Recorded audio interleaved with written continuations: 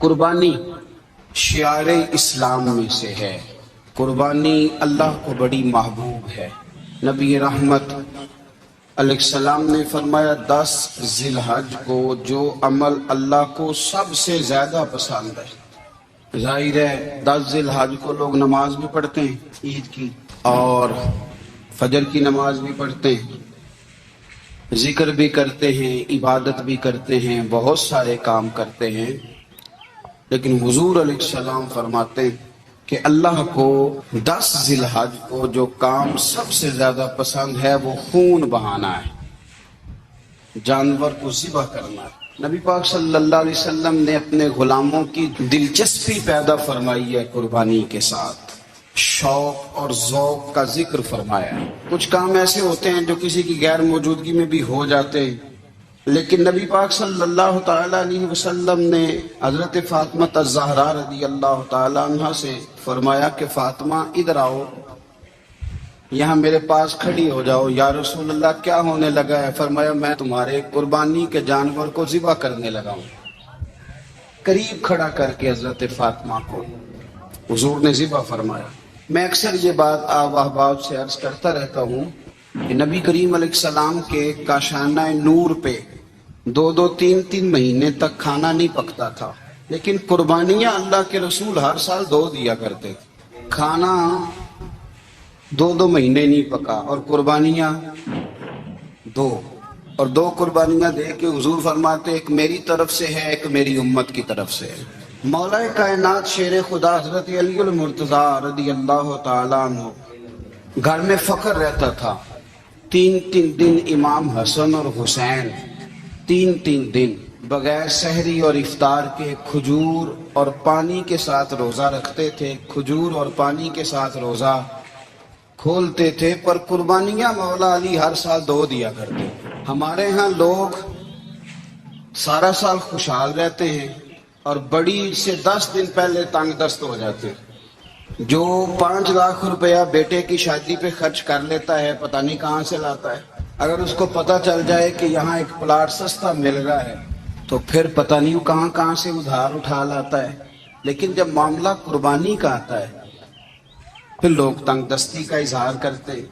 یاد رکھو جب بندہ رب کریم کے راستے میں دیتا ہے، حضور علیہ السلام نے فرمایا تھا حضرت اسماء سے کہ تو اللہ کے راستے میں بے حساب خرچ کر، رب بھی تجھے بے حساب ہی عطا فرمائے گا۔ قربانی کے لیے شوق پیدا کریں، ذوق پیدا کریں اور دلچسپی پیدا کریں۔ یہ بات ٹھیک ہے کہ قربانی صاحب استطاعت پر فرض ہے، لیکن اس کے لیے شوق پیدا کریں۔ ایک ہے قربانی کرنا اور پھر ایک ہے قربانی کے گوشت کو تقسیم کرنا۔ قربانی کا سارا گوشت گھر میں رکھنا جائز ہے، اور جب تک آپ کا دل کرے آپ وہ گوشت کھائیں، شریعت آپ کو منع نہیں کرتی۔ لیکن میرا یہ سوال ہے کہ قربانی ظاہر ہے وہی لوگ کرتے ہیں نا جن کے پاس طاقت ہوتی ہے، تو سارا سال گوشت کھاتے ہیں، تو مطلب سارا سال اگر آپ گوشت کھا رہے ہیں تو پھر آپ مہربانی فرمائیں، یہ تو اللہ کے راستے میں ہے تو کوشش کریں یہ تقسیم ہو جائے۔ کچھ لوگ شاپر لے کے گوشت لینے آ جاتے ہیں، ان تک میرا یہ پیغام ضرور پہنچائیں کہ ان کے لیے سوال کرنا جائز ہی نہیں۔ شریعت یہ کہتی ہے کہ جس کے گھر میں ایک وقت کا کھانا موجود ہو، صبح کا اس کے گھر میں کھانا موجود ہے ایک ٹائم کا، اس بندے کے لیے کسی کے سامنے ہاتھ پھیلانا جائز۔ اتنا بھوکا آدمی کہ جس کے پاس اب کھانا ہی نہیں ہے ایک وقت کا بھی، وہ سوال کر سکتا ہے۔ چھوڑیں، سارا سال اگر ہم کسی امیر سے لے کے نہیں کھاتے تو کیا گھر میں ہنڈیاں نہیں پکتی؟ بالکل نہیں سوال کریں، قطعاً کوئی ضرورت نہیں، یہ جائز ہی نہیں ہے سرے سے۔ آپ کو کس نے اجازت دے دی خالی گوشت کی خاطر؟ جہاں اللہ تعالیٰ آپ کو مرچ دے رہا ہے، نمک دے رہا ہے، گھی دے رہا ہے، گھر رہنے کے لیے دے رہا ہے، وہ رب کریم 1000 روپے کا گوشت بھی عطا فرمائے گا۔ اور اس سے اگلی بات یہ کہ شکوہ بھی نہیں کرنا کہ فلانے نے اتنی قربانیاں کی تھی تو پتہ نہیں کہاں لے گیا ہے۔ اس نے کی تھی نا، پیسے کس کے تھے، ذبح کس نے کیا، تو آپ ذمہ دار ہیں کہ وہ کدھر لے کے گیا ہے۔ یہ بحث کرنے کی بھی اجازت دین ہمیں نہیں دیتا، تنقید کی بھی اجازت دین ہمیں۔ اس بات کو بھی ضرور ذہن میں رکھیں کہ ہم کہتے ہیں میں نے ابا جی کی اس سال کرنی ہے، اور پھر اگلے سال اماں جی کی کرنی ہے، اور پھر اس سے اگلے سال میں نے اپنی کرنی ہے۔ جس بندے کی جیب میں پیسے ہیں قربانی اس پر واجب ہے، اس کی ابا جی پر واجب نہیں۔ اگر ابا جی کے پاس الگ پیسے ہیں تو ابا جی پر قربانی واجب ہوگی۔ ہاں، اگر آپ کی جیب اجازت دیتی ہے تو آپ 3 قربانیاں خریدیں یا بڑے جانور میں 3 حصے ڈالیں، تو اب آپ 2 والدین کی ہو گئی، 1 آپ کی اپنی ہو گئی، لیکن جب تک آپ پر واجب قربانی آپ نہیں دیتے تب تک والدین کی قربانی دینا درست نہیں ہے، کیونکہ یہ دین میں واجب ہے۔ جو نماز آپ پہ فرض ہے وہ آپ نے پڑھنی ہے، اور جو ابا جی پہ فرض ہے وہ ابا جی نے پڑھنی ہے۔ اس مسئلے کو بھی ضرور ذہن نشین کریں۔ اس سے اگلی بات جو اور زیادہ ضروری ہے اس کا ضرور خیال فرمائیں، حصے ڈالے جاتے ہیں قربانی کے حصے، تو 6 حصے ہو گئے، اب 7واں حصہ مل نہیں رہا، تو ایک تگڑے سے بندے کے پاس جا کے مالدار سے کہا کہ چوتھا حصہ ڈال لے، ایک حصہ کام ہے۔ چودھری صاحب کہنے لگے کہ میں نے تو پہلے بھی 4 بکرے لیے ہوئے ہیں، تو چلو اگر تم کہتے ہو تو چلو بڑا گوشت آ جائے گا، ٹکے ہی بنا لیں گے، چلو بڑا گوشت بھی 10 کلو آ جائے گا تو کباب کے لیے رکھ لیں گے، چلو رکھ لو حصہ۔ اب 6 بندوں کی نیت قربانی کی، 7ویں کی گوشت کی، اس کی نیت قربانی کی، پچھلے 6 کی بھی قربانی نہیں ہوگی، وہ بھی گئے کام سے۔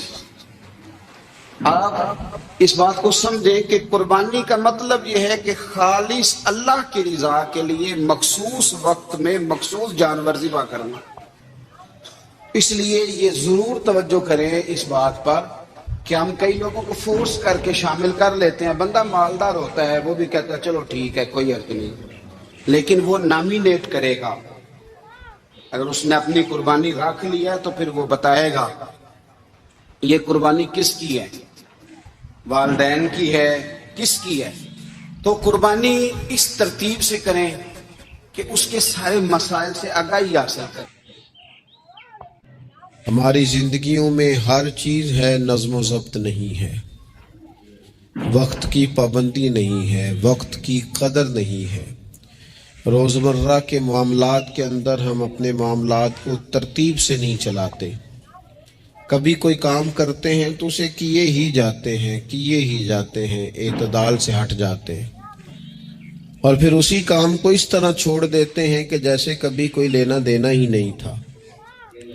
اس سے انسان ایک بھرپور زندگی نہیں گزار سکتا، وہ وقتی اور جذباتی فیصلوں کا قائل ہو جاتا ہے۔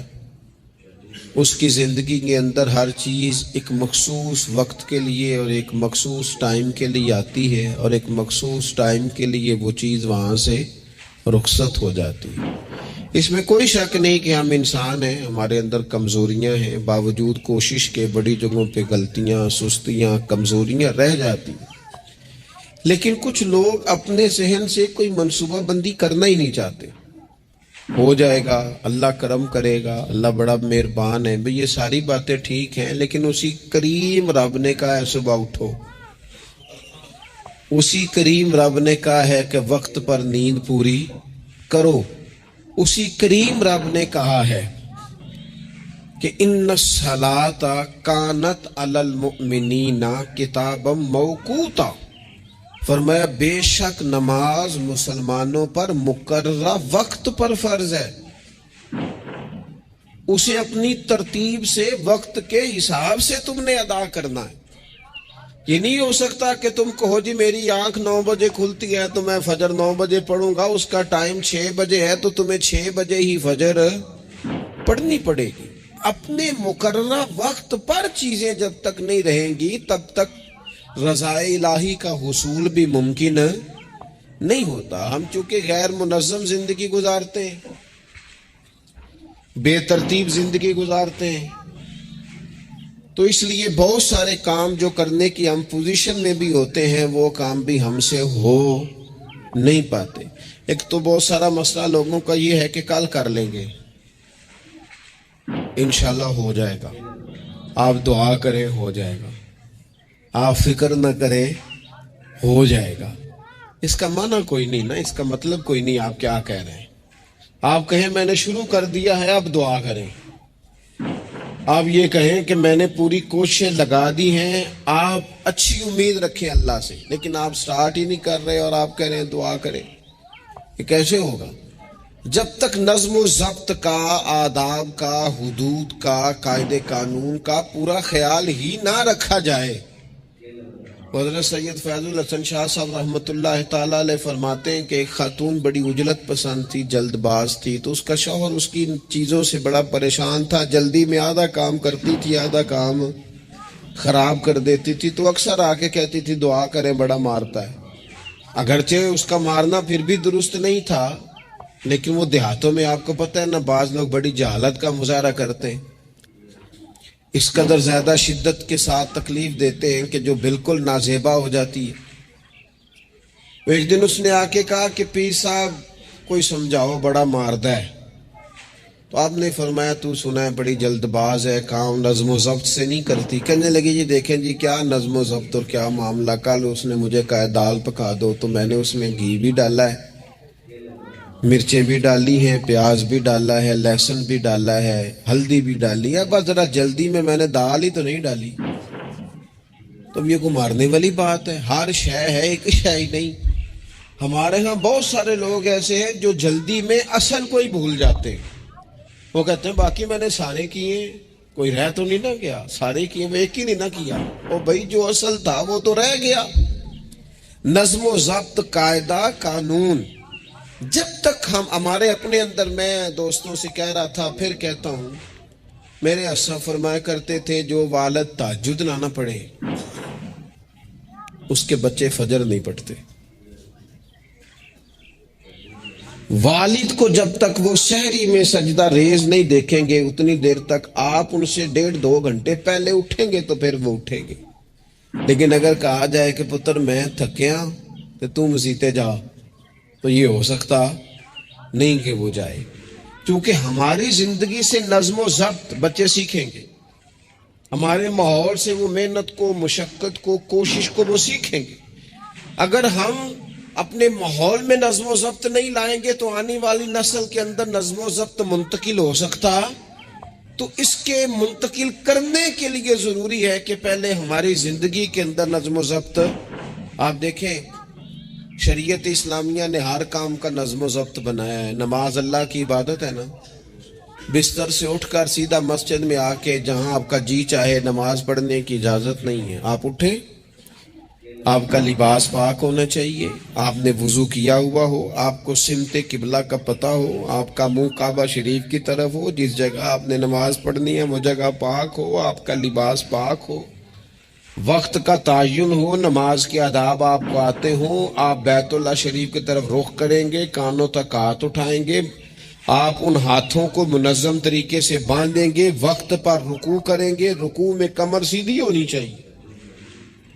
آپ رکوع سے اٹھیں گے تو ایسے نہیں کہ کوئی بات نہیں اللہ قبول کر لے گا، جب تک آپ کی کمر پوری ٹھیک نہیں ہوتی، رکوع سے اٹھتے وقت آپ کی نماز مکمل نہیں ہوتی۔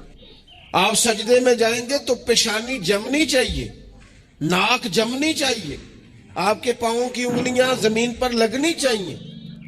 آپ جب تک پوری ترتیب سے نماز نہیں پڑھتے، رب کی عبادت ہے نا، کریم بھی بڑا ہے نا، مہربان بھی بڑا ہے نا، غفور بھی بڑا ہے، لیکن اگر مرتب طریقے سے نہ پڑھو تو وہ تو نماز قبول نہیں کرتا۔ نبی پاک صلی اللہ تعالی علیہ وسلم کے سامنے آ کے ایک شخص نے نماز پڑھی،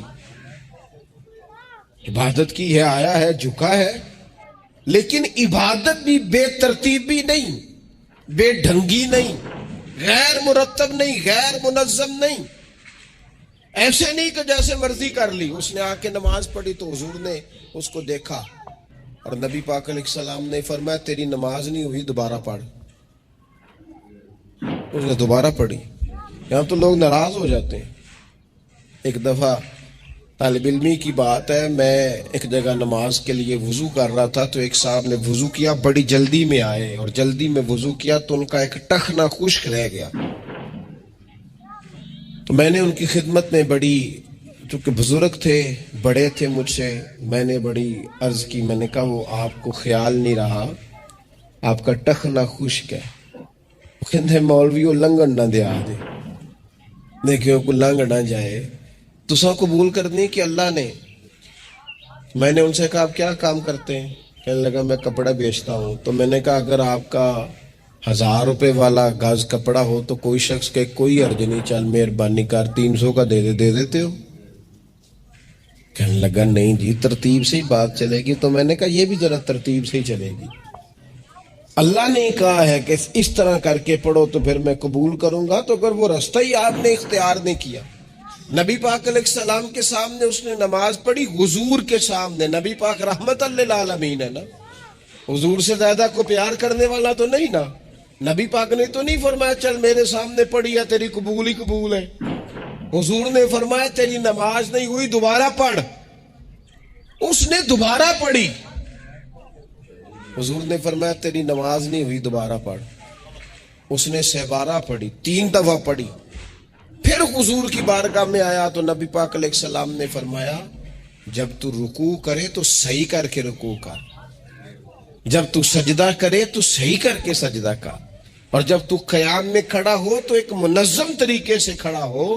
فرمایا اس اعتدال، اس نظم و ضبط سے، اس ترتیب سے نماز پڑھ، امید ہے خدا کے فضل پر کہ وہ تیری عبادت کو قبول فرمائے گا۔ نظم و ضبط ہی نہیں ہے۔ رمضان شریف کا روزہ بڑا مہربان ہے نا اللہ، اپنے بندوں کو کسی قسم کی کسی مشقت میں مالک ڈالتا نہیں، لا یکلف اللہ نفسا الا وسعہا۔ لیکن آپ یہ نہیں کہہ سکتے کہ میری آنکھ چونکہ صبح 9 بجے کھلی ہے تو مجھے تھوڑی شریعت گنجائش دے دے کہ میں تھوڑی سی روٹی کھا لوں پھر نہیں کھاؤں گا مغرب تک، یہ گنجائش نہیں ملے گی۔ نظم و ضبط ہے، ترتیب ہے، اس کا قاعدہ ہے، اس کے اصول ہے، اس کا ضابطہ ہے۔ سحری میں اٹھیں گے آپ، اگر آپ کی آنکھ نہیں کھلی ہے تو آپ کی اجازت چلی گئی، وقت ختم ہو گیا۔ آپ بے ترتیب ہوئے، آپ غافل ہوئے، آپ نے کیوں لمبی نیند کی، آپ کیوں وقت پہ نہیں اٹھے؟ زکوٰۃ ہے، آپ کو ٹائم دیا گیا ہے کہ اضافی رقم آپ کے پاس ہو، آپ کے اخراجات سے زیادہ ہو، کس منظم طریقے سے زکوٰۃ فرض کی گئی ہے، اور یہ وہ نظم و ضبط ہے جس سے بندے کو تکلیف نہیں ہوتی۔ یعنی آپ کی ضروریات سے زیادہ مال ہو، اس مال کی قیمت 7.5 تولے سونے کے برابر یا 52.5 تولے چاندی تک پہنچ جائے، پھر وہ کل پہنچی ہے تو آج زکوٰۃ فرض نہیں، اس پر سال گزر جائے، پھر بھی وہ سارا نہیں دینا، اس میں سے 2.5% دینا۔ نظم و ضبط سے اللہ تعالیٰ نے توفیق دی نا جب بیت اللہ شریف کا حج کرنے کی، تو میں واپس آیا تو مجھے ایک طالب علم نے پوچھا، اس نے کہا کہ اس کا خیال تھا چونکہ اللہ کے فضل سے ہم خانقاہی لوگ ہیں تو بعض لوگوں کا خیال ہوتا ہے کہ شاید کوئی بہت انوکھی بات اور انفرادی بات ملے گی، تو خانقاہ شریف میں یا طریقت میں یا اہل تصوف باتیں انوکھی نہیں ہیں، باتیں روٹین کی ہیں، بس وہ یہ کہتے ہیں کہ ذرا ان کو درد سے ان پر عمل کرو، اپنے دل پہ اس کا نفاذ کرو، روح میں اتارو۔ تو مجھے کہنے لگے آپ نے الحمدللہ حج کر لیا، تو میں نے کہا میں نے حج کیا ہے تو میں نے یہ رزلٹ نکالا ہے کہ حج بندے کو نظم و ضبط سکھاتا ہے، مرتب کرتا ہے انسان کی زندگی کو۔ آپ کو 8 ذی الحج کی زور پڑھنی ہے، آپ کو ہر صورت میں مینا میں، آپ کو 9 کو ہر صورت زوال سے قبل عرفات میں آپ کو زوال کا وقت میں وہاں پہنچنا چاہیے، آپ کو کچھ نہ کچھ ٹائم وہاں گزارنا ہے۔ ایک منظم ترتیب ہے کہ مغرب کے وقت نکل آؤ، وہاں آپ نے نماز نہیں پڑھنی، آپ آ کے عرفات سے نکلیں، مغرب عشاء کی نمازیں مزدلفہ میں پڑھیں۔ آپ کو 10 کی صبح کو جا کے کنکر مارنے ہیں، آپ یہ نہیں کہہ سکتے کہ میں جناب 2 دن پہلے یہ کام ختم کر لوں، مقررہ ٹائم پہ۔ جو 9 ذی الحج کو میدان عرفات میں نہیں جائے گا اس کا حج ہو سکتا، کیونکہ یہ ایک نظم و ضبط ہے، دین نے قاعدہ بنایا ہے، قاعدے کے بغیر آپ یہ کام کر سکتے ہیں؟ میں مصروف ہوں جی، مجھے سفر کرنا ہے، میں نے قربانی کرنی ہے تو 10 کو نہیں کر سکتا، میں 8 کو کر کے چلا جاؤں تو جاؤ، اللہ قبول ہی نہیں کرتا۔ قربانی اپنے ٹائم پہ، مقررہ وقت پر۔ نظم و ضبط پوری عبادات اسلامیہ میں آپ دیکھ لیں، نظم و ضبط ہے، اصول ہے، قاعدہ ضابط ہے. وہ ہمارے یہاں کچھ لوگ نا درویشی کی بنیاد پر بھی جہالت پھیلاتے ہیں، وہ کہتے ہیں جی اسی درویش لوگ ہیں جی، ہم کسی نظم و ضبط کے قائل نہیں. اس کا کیا معنی ہوگا جی؟ وہ درویش تو تنظیمیں نہیں چلاتے، تو درویش کیا چلاتے ہیں؟ جہالت چلاتے ہیں. درویش ہی تو تنظیم چلا سکتا ہے، درویش ہی تو ادارہ چلا سکتا ہے، درویش ہی تو ایک منظم سلسلہ تعلیم آگے لے جا سکتا ہے، چونکہ اس کی زندگی میں نظم و ضبط ہوتا ہے، اس کی زندگی ایک پورے قاعدے کے مطابق مرتب ہوتی ہے، اس کی زندگی میں ٹائم ٹیبل پوری ترتیب سے ہوتا ہے.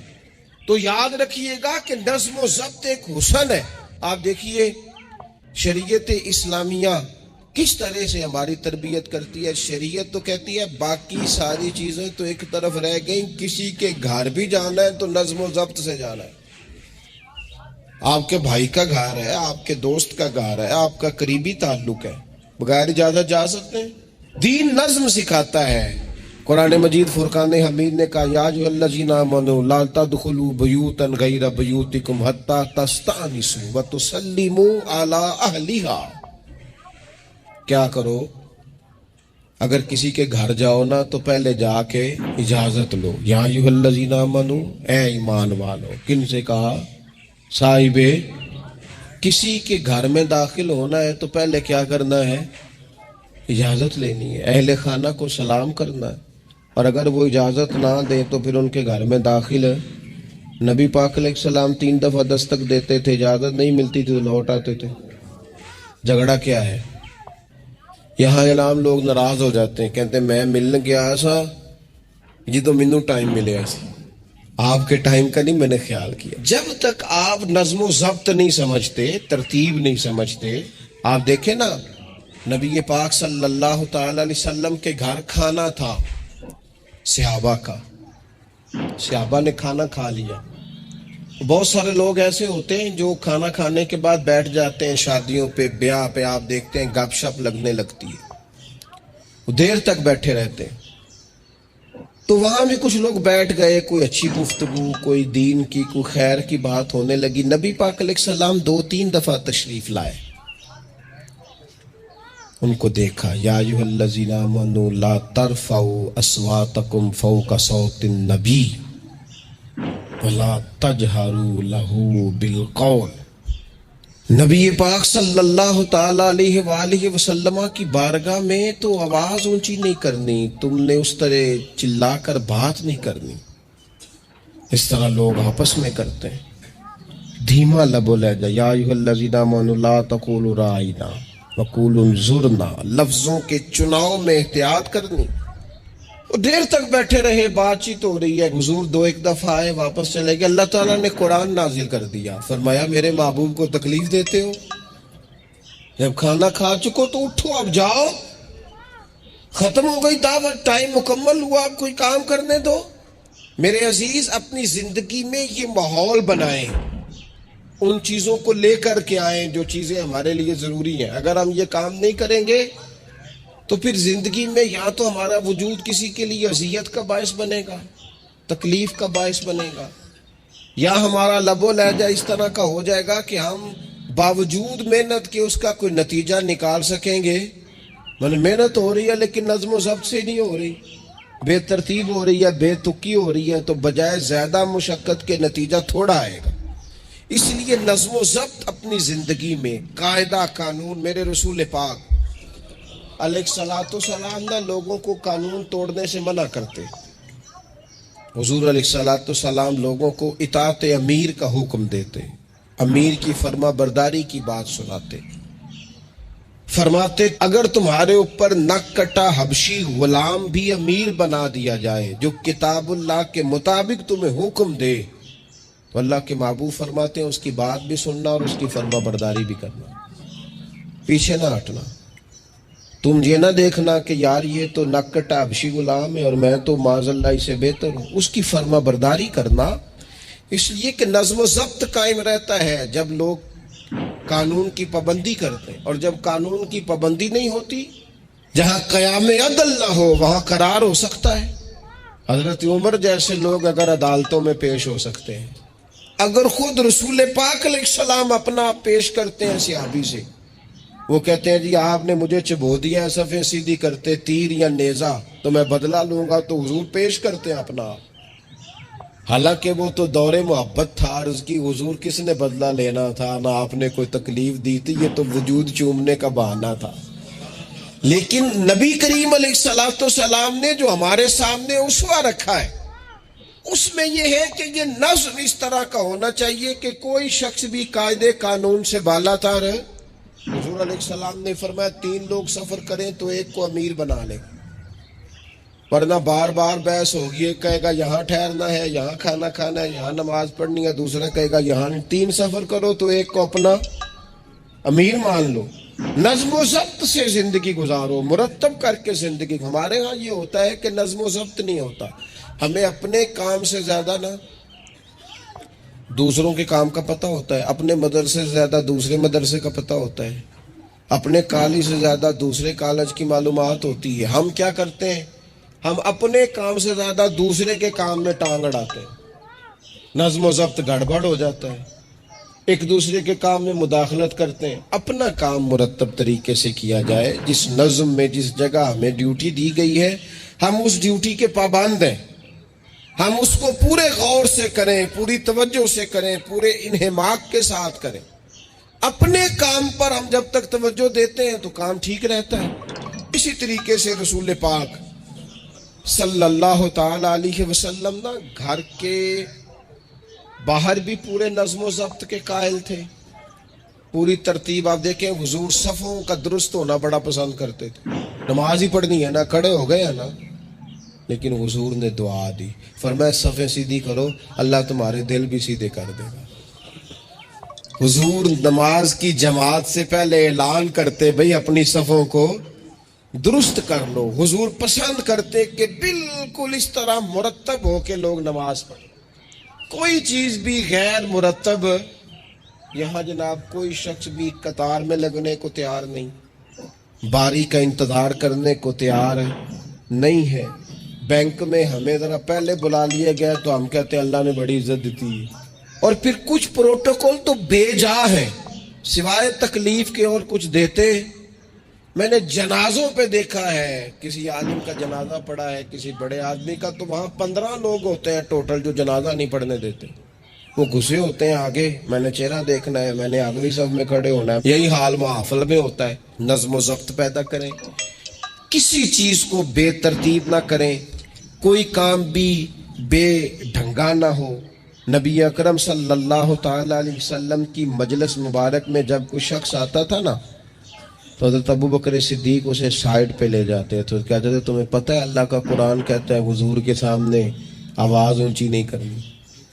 اسے پہلے آداب مجلس سکھاتے تھے، نظم و ضبط سکھاتے تھے، حضور کی بارگاہ میں حاضری کا طریقہ سکھاتے تھے، پھر نبی پاک صلی اللہ تعالی علیہ وسلم کی بارگاہ میں پیش کرتے تھے۔ ہمارے بے صبرے ہو جانے کی بڑی وجہ بھی یہ ہے کہ نظم و ضبط نہیں، ہمارے جلد باز ہو جانے کی وجہ یہ ہے کہ نظم و ضبط نہیں، ہماری طبیعت جو بہت زیادہ ڈسٹرب ہو جاتی ہے، ذہنی الجھاؤ پیدا ہوتا ہے، اس کی وجہ بھی یہ ہے کہ نظم و ضبط نہیں ہے۔ ہم بعض چیزوں میں اتنے زیادہ تلخ ہو جاتے ہیں، اور تلخی کی وجہ سے یہ بنتی ہے کہ مزاج میں کوئی نظم و ضبط، کسی باری کا انتظار نہیں، کوئی ٹھہراؤ نہیں، کوئی گنجائش نہیں۔ ماحول میں نظم و ضبط پیدا کریں، زندگی میں نظم و ضبط پیدا کریں، اپنے بچوں میں نظم و ضبط لائیں، اپنے اداروں کے اندر نظم و ضبط پیدا کریں، اور پھر حوصلہ رکھیں، ہمت رکھیں، تحمل مزاجی پیدا کریں۔ نبی اکرم صلی اللہ تعالی علیہ وسلم نے نا اپنے گھر میں اپنے ٹائم کو 3 حصوں میں تقسیم کیا تھا۔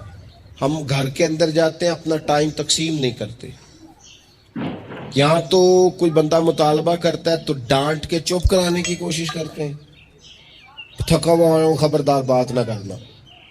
آپ نے چپ کرا دیا، چپ کرانے سے بغاوت پیدا ہوتی ہے، نفرت جنم لیتی۔ یہاں چپ کرا دیتے ہیں، یا اگر ہم کوئی بات کرتے ہیں تو وہ کوشش کرتے ہیں کہ اس وقت جان چھوٹے، یہ دن گزرے کل دیکھیں گے۔ اس سے کیا ہوتا ہے، اس سے جو شخص آپ کے سامنے بیٹھا ہے اس کی امید ٹوٹتی ہے، وہ کہتا ہے یار یہ کیا معاملہ ہے، بچوں کی امیدیں ٹوٹتی ہیں، گھر والوں کی امیدیں ٹوٹتی ہیں کہ یار یہ تو جان چھڑا رہے ہیں۔ نبی اکرم صلی اللہ تعالی علیہ وسلم جب گھر تشریف لے جاتے تھے تو حضور اپنے وقت کو 3 حصوں میں تقسیم کرتے، ایک حصہ پورا ٹائم رسول پاک گھر والوں کو دیتے، ان کی بات سنتے، بلکہ حضرت عائشہ صدیقہ فرماتی ہیں جب تک گھر میں رہتے کوئی نہ کوئی گھر کا کام ہی کرتے رہتے، حضور ٹائم دیتے۔ ایک حصہ یہ، دوسرا حصہ ٹائم کا نبی پاک صلی اللہ تعالی علیہ وسلم نے آرام کے لیے رکھا ہوا تھا۔ حضور آرام کرتے، لیٹتے، باقاعدہ حضور علیہ السلام اپنے وجود اطہر کو بستر کے اوپر رکھتے، آرام فرما ہوتے، صحیح معنوں میں آرام کرتے۔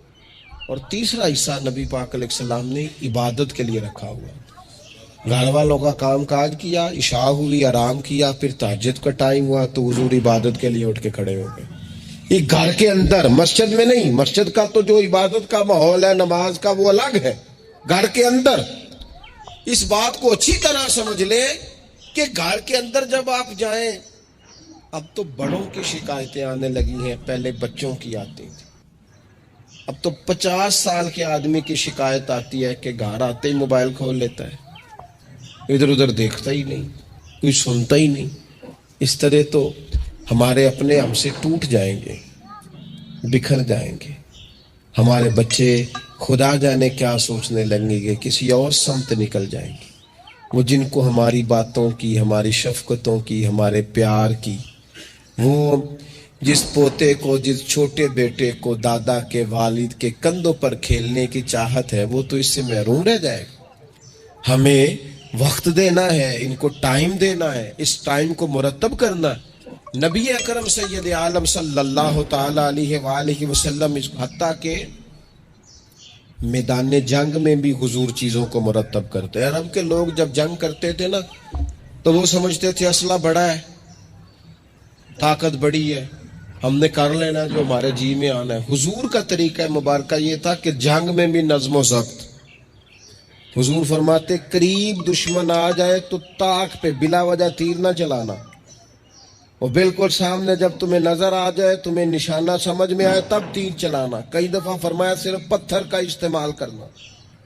حضور علیہ السلام لوگوں کو کہتے کہ تم نے یہاں پہاڑ کے چوٹی پہ کھڑے رہنا ہے، تم نے جنگ ہی نہیں لڑنی، تم یہاں ہراول دستے کے طور پر پشت پہ کھڑے رہو، جب تک میں تمہیں حکم نہ دوں تم نے یہاں سے ہٹنا نہیں۔ این جنگ کے موقع پر بھی رسول پاک صلی اللہ علیہ وسلم نظم و ضبط کا مظاہرہ کرتے، ترتیب مقرر کرتے۔ آپ یقین کریں جن اداروں کے اندر نظم و ضبط ہے، جن کے اندر اصول ہے، جن کے اندر قاعدے ہیں، وہ اپنی پیشہ وارانہ کام سے کبھی بھی پیچھے نہیں ہٹتے، اور جہاں یہ کام نہیں ہوتا وہاں بڑی ساری چیزیں نقصان کا شکار ہوتی۔ این حالت جنگ میں بھی نبی اکرم نور مجسم صلی اللہ تعالی علیہ وسلم نظم و ضبط کا خیال کرتے۔ یہ جنگ احد میں نقصان ہوا تھا نا وقتی طور پر، اس کی وجہ بھی یہ بنی تھی کہ حضور نے جن صحابہ سے کہا ہٹنا نہ، ان سے اجتہادی خطا ہو گئی، انہوں نے سمجھ لیا کہ جنگ تو ختم ہو گئی، یا وہ ہٹ گئے، ان کے ہٹنے سے نقصان ہوا، 70 لوگ شہید ہو گئے۔ اگر وہ نظم قائم رہتا جہاں حضور نے کھڑا کیا تھا تو کبھی یہ کام نبی پاک صلی اللہ تعالی علیہ وآلہ وسلم نا اجتماعیت کی بات کرتے تھے، مل کے رہنے۔ اختلاف رائے ہو جاتا ہے، لیکن ہمارے ہاں لوگ پتہ کیا کرتے ہیں، اندر رہ کے اختلاف نہیں کرتے، چھوڑ کے جا کے اختلاف کرتے ہیں۔ یہ مخلص نہ ہونے کی علامت ہے۔ جو لوگ مخلص ہوتے ہیں وہ اندر رہ کے رائے کے اختلاف کرتے ہیں، وہ کہتے ہیں یار میں چھوڑ کے تو نہیں نہ جا سکتا، میں ادھر ہی رہوں گا، جو کمزوریاں ہیں، جو غلطیاں ہیں ان کو ہائی لائٹ کروں گا، رہوں گا۔ اسی لیے نبی پاک علیہ السلام کے صحابہ مختلف قسم کے مشورے دیتے تھے۔ تو سرور کائنات علیہ السلام اجتماعی نظم کی بات کرتے۔ ایک مقام پہ حضور نے صحابہ کو دیکھا کہ چھوٹی چھوٹی ٹولیاں بنا کے الگ الگ بیٹھے ہوئے ہیں، تو نبی پاک علیہ السلام نے فرمایا یہ شیطان تمہیں الگ الگ کرتا ہے، اور فرمایا جس طرح بکریوں کا بھیڑیا ہوتا ہے، انسانوں کا بھیڑیا شیطان ہے، جب کسی کو مجمع سے الگ کر لیتا ہے، حضور فرماتے جسے بھیڑیا بکریوں سے الگ کرتا ہے نا، پھر اس کا شکار کرتا ہے. اور شیطان بھی جب تمہیں اجتماعیت سے الگ کر لیتا ہے، در مرشدہ چھڈی نہیں تے ہو جاویں گا روگی. جیڑی بکری اجڑوں وچھڑی او بگیاڑا جوگی. او بگیاڑا جوگی کھا جائیں گے، پھاڑ ڈالیں گے اسے. در مرشدہ چھڈی او نہیں تے ہو جاویں گا روگی. جیڑی بکری اجڑوں وچھڑی او بگیاڑا جوگی. اسے تو لے کے چلا جائے گا. اجڑ پر، اجتماعیت پر کبھی بھی بھیڑیا حملہ. تو حضور صحابہ سے کہتے تھے بیٹھو تو ذرا مل کے بیٹھو. کسی جگہ تم بیٹھو تو اجتماعیت، بڑی مشہور حدیث ہے، چند لوگ جمعے میں کھڑے تھے تو حضور نے فرمایا بیٹھ جاؤ.